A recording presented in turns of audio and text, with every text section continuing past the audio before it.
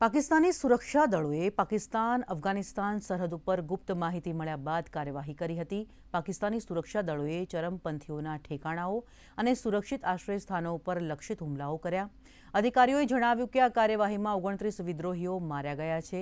માહિતી મંત્રી અતાઉલ્લાહ તરારે social media x post ઉપર જણાવ્યું, આ કાર્યવાહી દેશમાં ચરમપંથીઓના ઘણા હુમલાઓના જવાબમાં કરવામાં આવી।